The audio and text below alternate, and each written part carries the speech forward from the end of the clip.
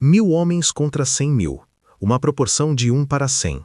Matematicamente impossível. Estrategicamente suicida. Historicamente real. Em um desfiladeiro estreito nas montanhas da Grécia Antiga, uma força minúscula segurou o maior exército que o mundo havia visto até então.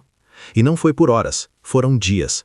3 dias completos onde a lógica militar foi destruída, onde números deixaram de significar vitória garantida, e onde o improvável se tornou lendário. Mas aqui está o que quase ninguém conta. Essa não foi apenas uma batalha de coragem contra a quantidade. Foi uma obra-prima de engenharia militar improvisada, psicologia de combate e conhecimento brutal do terreno. Os homens que seguraram aquela passagem não eram super-humanos. Eram soldados profissionais que entenderam algo fundamental.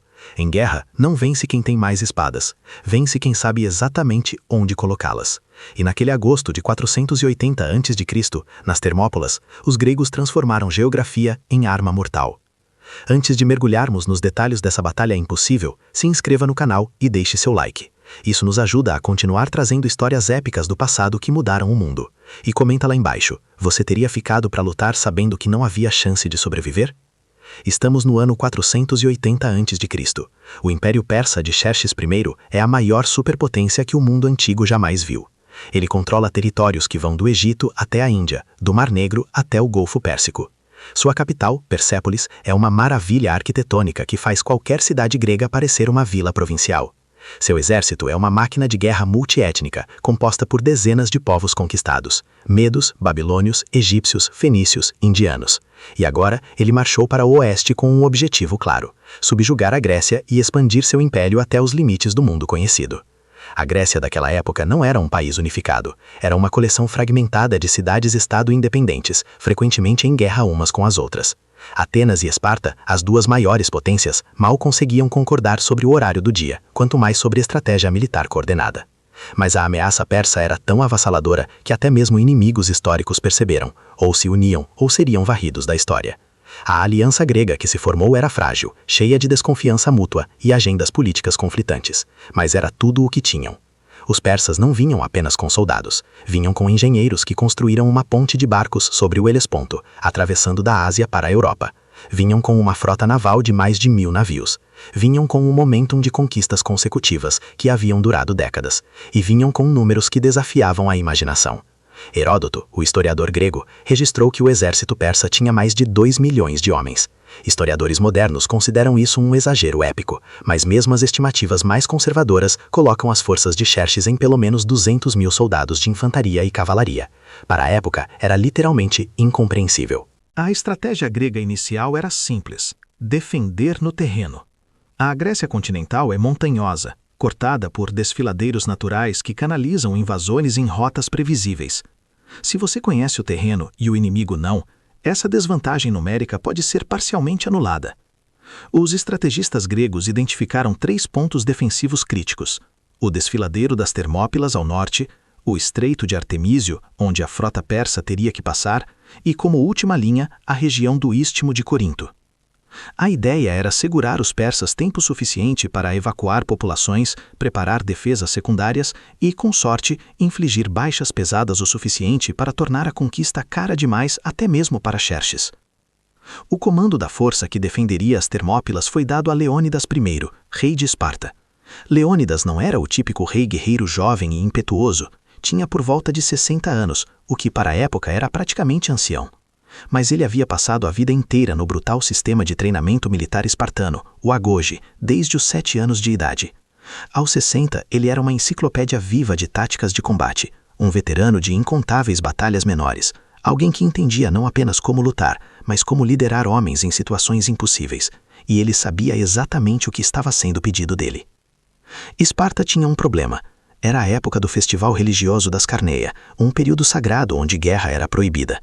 Enviar o exército completo violaria leis religiosas que os espartanos levavam extremamente a sério, mas não enviar ninguém significaria abandonar a Grécia.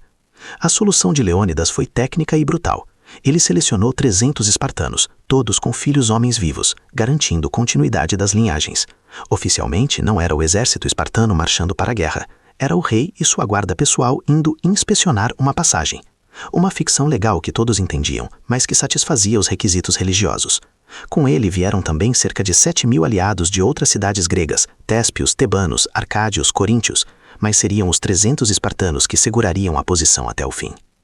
As Termópilas, cujo nome significa literalmente portões quentes devido às fontes termais sulfurosas da região, eram um corredor natural entre montanhas íngremes e o mar.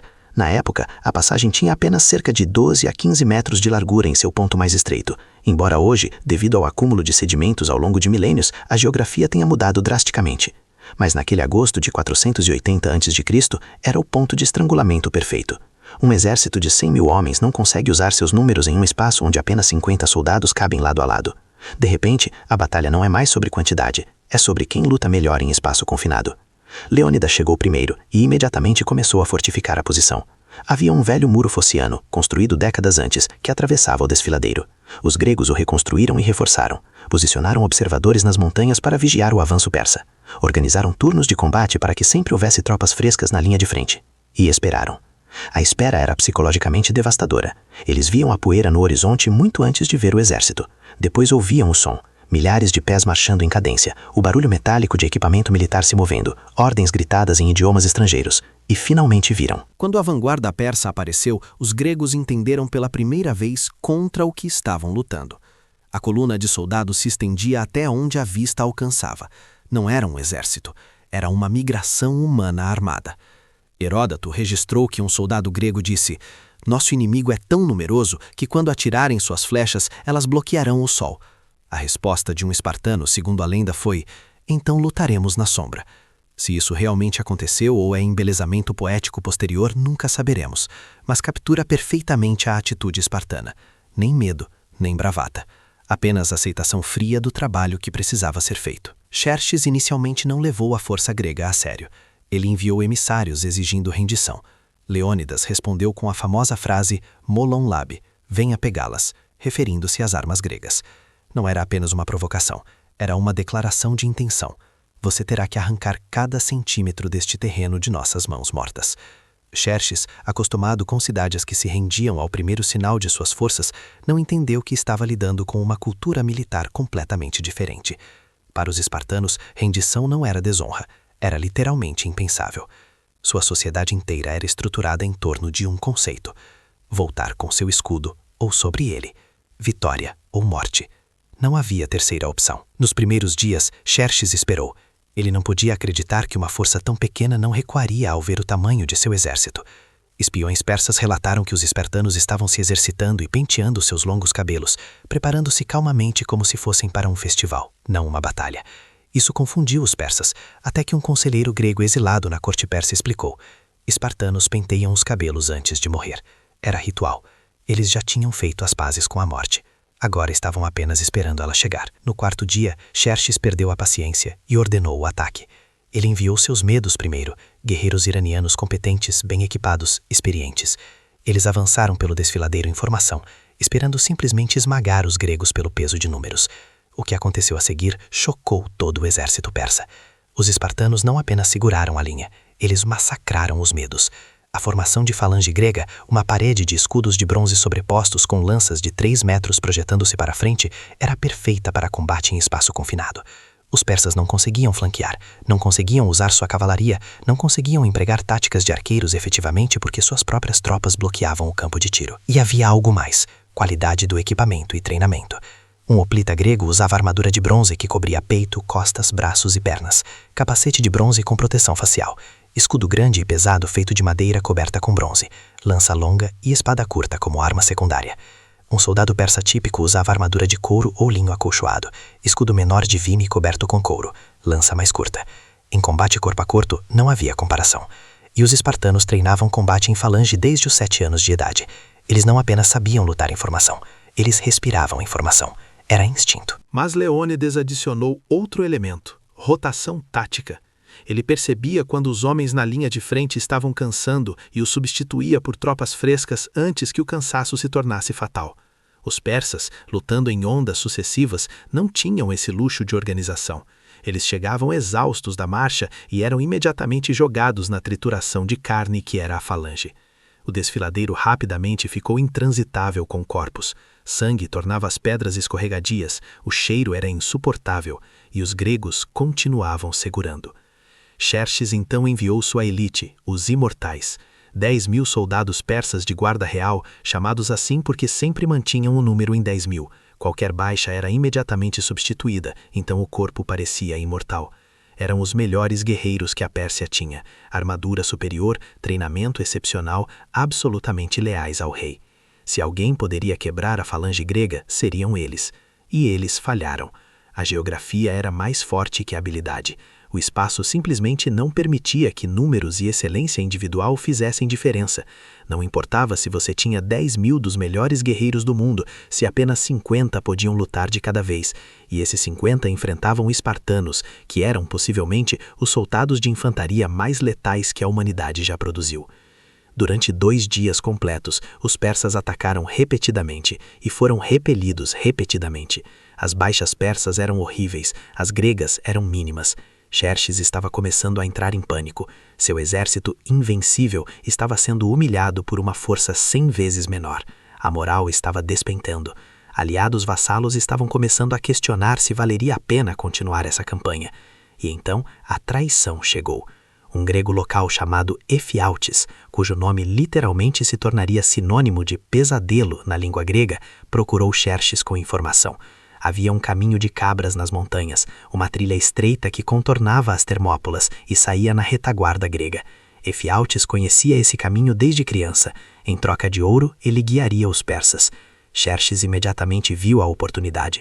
Ele enviou os imortais durante a noite, guiados por Efialtes, pela trilha da montanha.